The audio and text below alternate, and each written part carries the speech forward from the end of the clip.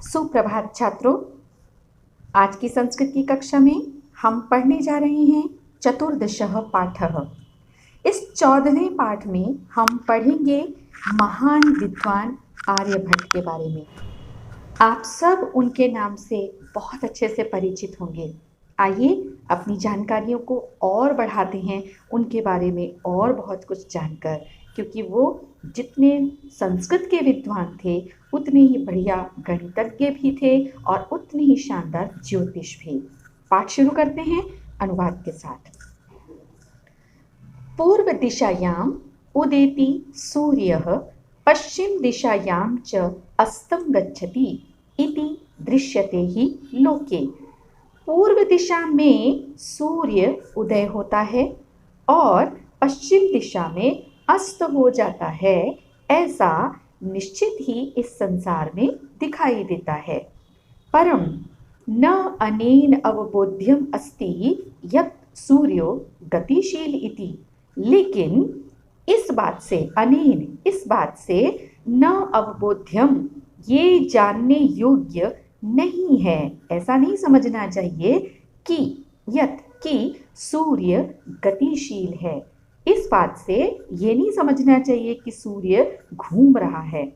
सूर्यो अचलः पृथ्वी च चला या स्वकीये अक्षे घूर्णति इति सांप्रतम सुस्थापितः सिद्धांतः।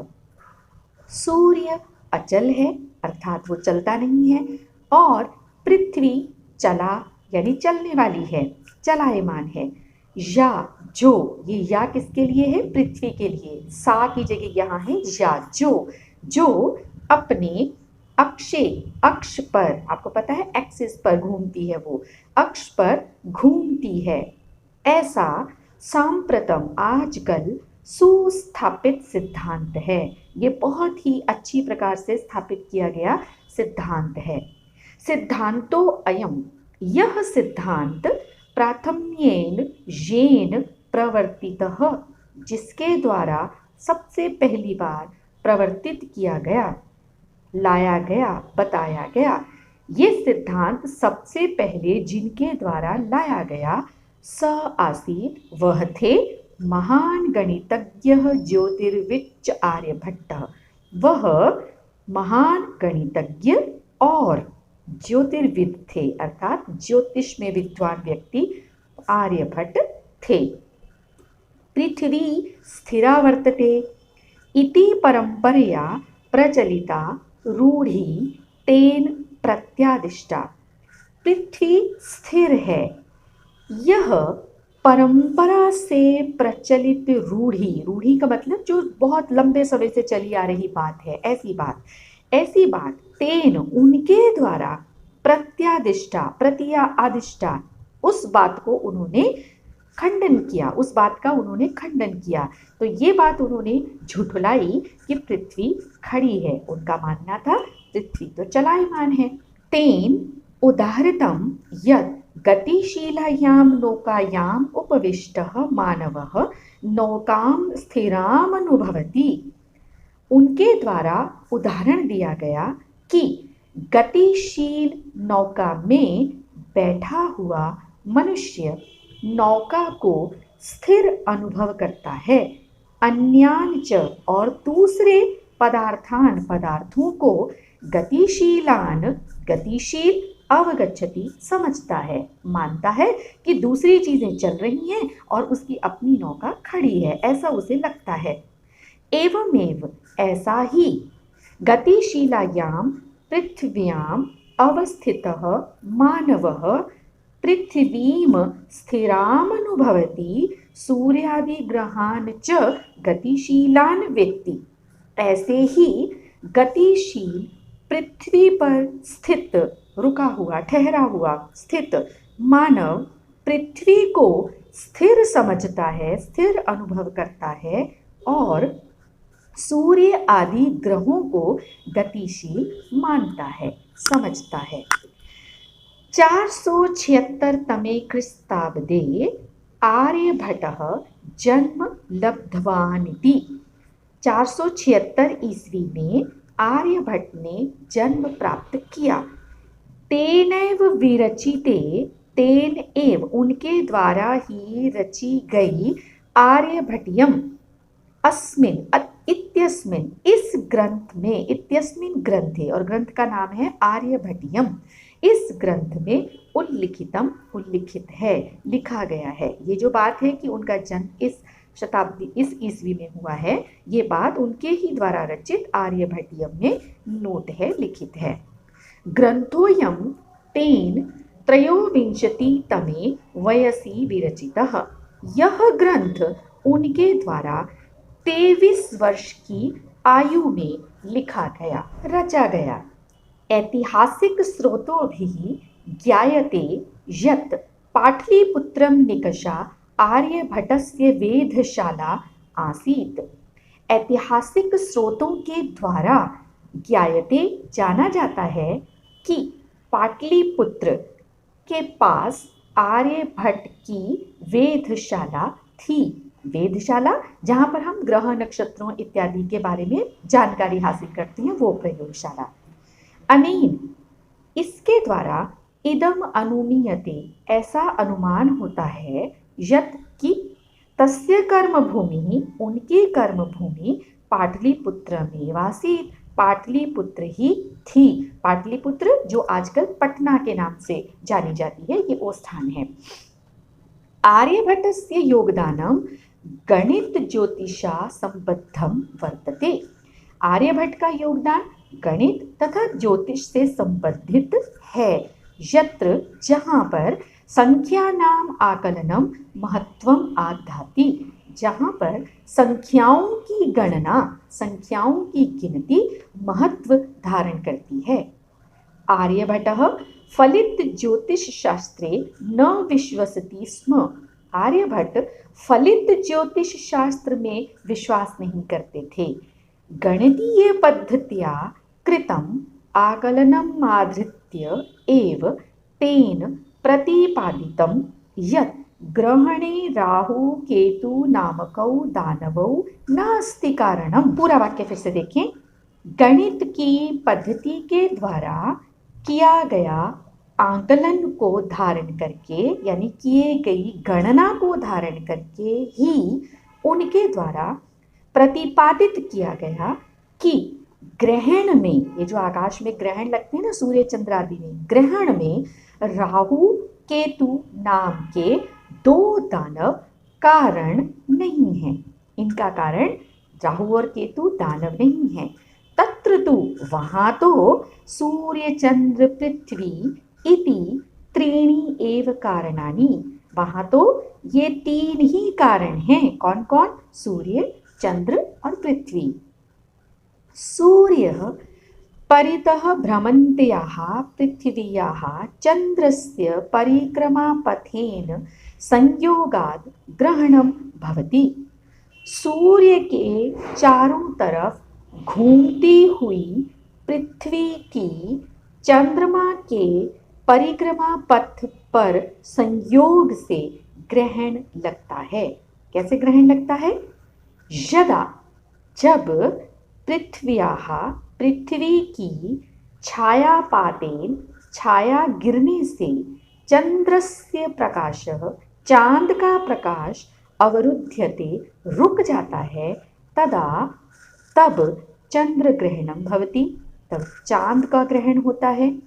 तथैव, वैसे ही पृथ्वी सूर्योः, पृथ्वी तथा सूर्य के मध्य, बीच में समागतस्य, आ जाने के, कौन के आ जाने से? चंद्रस्य, चांद के, दोनों के बीच में चांद के आ जाने से, छायापातेन, छाया गिरने से सूर्य ग्रहणम, सूर्य ग्रहण दृश्यते, दिखाई देता है। अब ऐसी नई बात बताने वाले आर्यभट्ट के साथ हुआ क्या? समाजे नूतनानां विचाराणां स्वीकारणे प्रायः सामान्य जनाः काठिन्यम् अनुभवन्ति। समाज में नए विचारों को स्वीकार करने में अक्सर सामान्य लोग कठिनाई अनुभव करते हैं। भारतीय ज्योतिष शास्त्रे तथैव आर्यभट्टस्यापि विरोधः अभवत्। भारतीय ज्योतिष शास्त्र में वैसे ही आर्यभट्ट का भी विरोध हुआ। तस्य सिद्धांताः उपेक्षिताः, उनके सिद्धांतों को उपेक्षित किया गया, उनको किसी ने उनके ऊपर ध्यान नहीं दिया।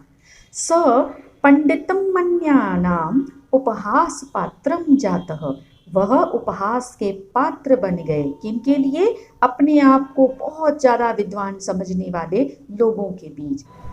वे अपने आप को बहुत विद्वान मानने वाले लोगों के बीच में मजाक के पात्र बन गए। पुनरपि, फिर भी तस्य दृष्टि कालातिगामिनी दृष्टा, उनकी दृष्टि काल से भी परे की दिखाई देती है।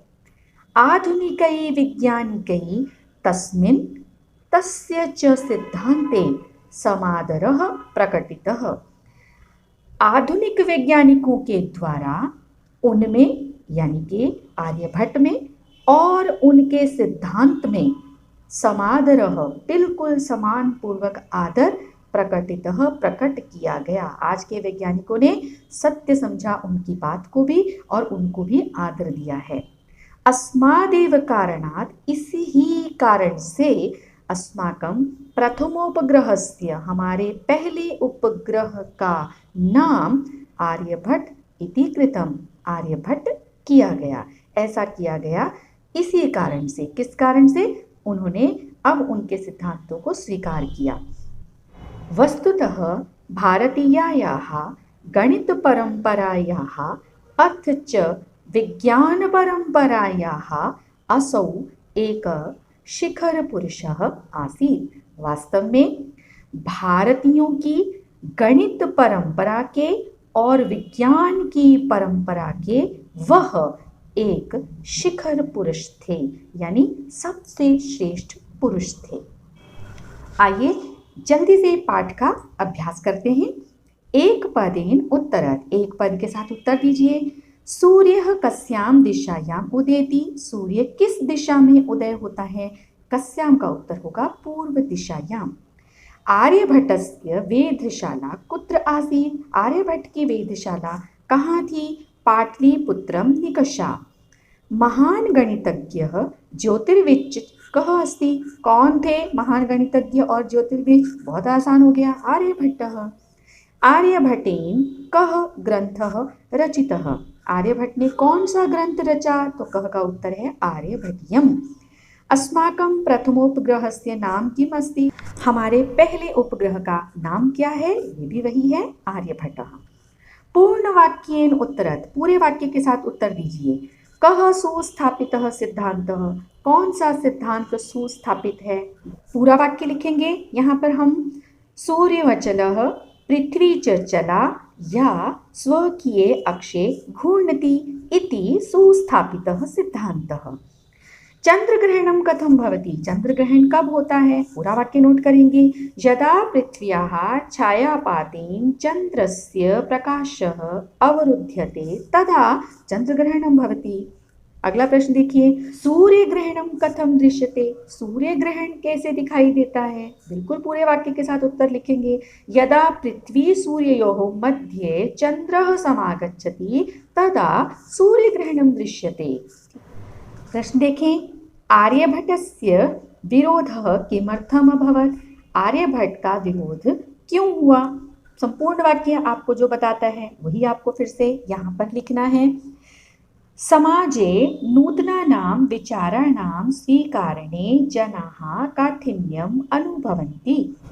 अस्मादेव कारणात् आर्यभट्टस्य विरोधम् अभवत्। अगला प्रश्न देखें, प्रथमोपग्रहस्य नाम आर्यभट्टः इति कथं कृतं, पहले उपग्रह का नाम आर्यभट्ट ऐसा कैसे किया गया? ये आधुनिकै वैज्ञानिकै आर्यभट्टे तस्य सिद्धान्ते च समादरः प्रकटितः, अतः अस्माकं प्रथमोपग्रहस्य नाम आर्यभट्टः इति कृतम्। ऐसा किया गया क्योंकि आधुनिक वैज्ञानिकों ने उनमें भी और उनके सिद्धांतों में भी आदर दिखाया। अगला प्रश्न देखेंगे हम, प्रश्न 3। रेखांकित पदानि आधृत्य प्रश्न निर्माणं कुरुत। प्रश्न का निर्माण कीजिए रेखांकित शब्दों को हटाने पर। देखिए हम रेखांकित शब्द क्या कहते हैं। सूर्यः पश्चिमायां दिशायाम अस्तं गच्छति। सूर्य पश्चिम दिशा में अस्त होता है। तो यहाँ आपका प्रश्न होगा कस्यां दिशायां। पृथ्वी स्थिरा वर्तते इति परंपरया प्रचलिता रूढ़ी।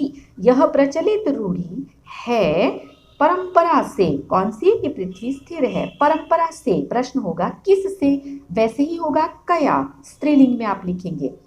आर्यभट्टस्य योगदानम गणित ज्योतिष संबद्ध वर्तते। आर्यभट्ट का योगदान गणित और ज्योतिष से संबंधित है। किससे संबंधित है? इसका उत्तर आपको लिखना है, तो लिखना है केन। किससे संबंधित है? समाजे नूतन विचाराणां स्वीकारणे प्रायः सामान्य जनाः काठिन्यम अनुभवन्ति। समाज में नए विचारों को स्वीकार करने में अक्सर सामान्य लोग कठिनाई अनुभव करते हैं। प्रश्न होगा कौन? के। पृथ्वी सूर्ययोः मध्ये चंद्रस्य छायापातेन सूर्यग्रहणं भवति। सूर्यग्रहण होता है पृथ्वी और सूर्य के बीच में चांद की छाया से। किन दोनों के बीच में? आपका प्रश्न होगा कयोः। इसके माध्यम से आपका उत्तर आएगा। प्रश्न 4 देखेंगे। मंजूषातः पदानि चित्वा रिक्त स्थानानि पूरयत। मंजूषा में जो शब्द दिए हैं इनको चुनकर रिक्त स्थानों की पूर्ति करना है। सूर्य पूर्व दिशायां उदेति। सूर्य पूर्व दिशा में उदय होता है। और पश्चिम दिशायां गच्छति। पश्चिम दिशा में चला जाता है, अस्त हो जाता है। तो यहाँ पे आएगा अस्तम। सूर्य अचल। सूर्य अचल है और पृथ्वी क्या है? यहाँ देखेंगे चला। पृथ्वी चलायमान है। स्वकीय अक्षे घूर्णति। अपने अक्ष पर घूमती है। कौन घूमती है? पृथ्वी। ये शब्द आएगा। यदा पृथ्व्याः छायापातेन चंद्रस्य प्रकाशः अवरुध्यते। जब पृथ्वी की छाया गिरने से चांद का प्रकाश रुक जाता है। यदा आ गया तो अब यहाँ पे क्या आएगा? तदा। तदा चंद्रग्रहणम भवति। तब चंद्र ग्रहण होता है। और अंतिम वाक्य देखें। नौकायाम उपविष्टः मानवः। नौका में बैठा हुआ मनुष्य स्थिराम अनुभवति। स्थिर अनुभव करता है। किसको? नौका को। नौकाम स्थिराम अनुभवति। अगला प्रश्न आपको दिखाई दे रहा है संधि विच्छेद का। तो संधि विच्छेद का कार्य हम साथ साथ पाठ को पढ़ते हुए कर चुके हैं। प्रश्न हम आगे बढ़ेंगे 6 की तरफ। अधोलिखित पदानाम। नीचे लिखे हुए पदों के विपरीत अर्थक पदानी लिखत। विपरीत अर्थ जो हैं वो शब्द लिखिए। उदय का विपरीत होगा अस्तः। अचलः का विपरीत होगा चलः, जो चल रहा है। अंधकारः का विपरीत है प्रकाशः। स्थिरः इसका विपरीत होगा अस्थिरः। समादरः इसका विपरीत होना चाहिए निरादरः। और आकाशस्य के विपरीत में आप लिखेंगे पृथ्व्याः। तो ये हुए हमारे पास में विपरीतार्थक शब्द। अगला देखेंगे। अधोलिखित पदानाम। नीचे लिखे हुए पदों के समानार्थक पद लिखना है आपको। लेकिन ध्यान दीजिए पाठात चित्वा। पाठ से चुनकर लिखिए। तो पाठ में इन शब्दों के लिए कुछ और शब्द दिए गए हैं, वो लिखने का प्रयास करेंगे। संसारे, यहाँ पे हमारे पास था संसार में। लोके, इदानीम आजकल, इन दिनों हमने पढ़ा सांप्रतम। वसुंधरा, बार बार शब्द हमारे पास पुस्तक में आया पृथ्वी। समीपम, समीपम के लिए पिछले पाठ का भी ध्यान होगा आपको। निकषा, ये शब्द है पास। गणनम, गणनम का मतलब गणना। और यहाँ हमने पढ़ा पाठ में आकलनम। राक्षसों के लिए पाठ में शब्द दिया गया था दानवौ। 7वां प्रश्न हमें कहता है नीचे लिखे हुए पदों को ग्रहण करके वाक्यों की रचना कीजिए। तो आपको अगर अर्थ पता होंगे तो आप जल्दी से वाक्य बना लेंगे, बिल्कुल सामान्य। सांप्रतम, इन दिनों, आजकल। तो फटाफट एक आसान वाक्य। सांप्रतम परीक्षा समय अस्ति। आजकल परीक्षा का समय है। निकषा, पास में। बहुत ही आसान से लिख दोगे आप लोग। मेरे घर के पास एक उद्यान है। मम गृहस्य निकषा उद्यानम अस्ति। परितः, परितः का मतलब है चारों तरफ। इसमें भी आप ऐसे ही लिख सकते हो। चारों तरफ क्या हो सकता है? कुछ भी लिख सकते हो, जैसे मंदिर के चारों तरफ। मंदिरम परितः भक्ताः सन्ति। भक्त लोग होते हैं आसपास। यहाँ देखें उपविष्टः, बैठा हुआ। तो आप कुछ भी वाक्य लिख सकते हो। कमरे में बैठा हुआ लड़का पढ़ रहा है, तो आप कमरे के लिए शब्द लिख दो कक्षायाम उपविष्टः छात्रः पठति, बालकः पठति, कुछ भी लिख सकते हैं। कर्मभूमि, मेरी कर्मभूमि भारत देश है। मम कर्मभूमि भारत देशः अस्ति। वैज्ञानिकः, और बहुत ही आसान सा वाक्य अभी वाला लिखो, आर्यभट्टः भारतस्य प्रसिद्धः वैज्ञानिकः आसीत्। इस प्रकार हमारा चतुर्दश पाठ पूर्ण हुआ, जहाँ पे हमने आर्यभट्ट के बारे में जाना, सीखा, समझा। अब पाठ का अनुवाद करें, अभ्यास करेंगे। फिर मिलेंगे हम अगली कक्षा में। शुभ दिन।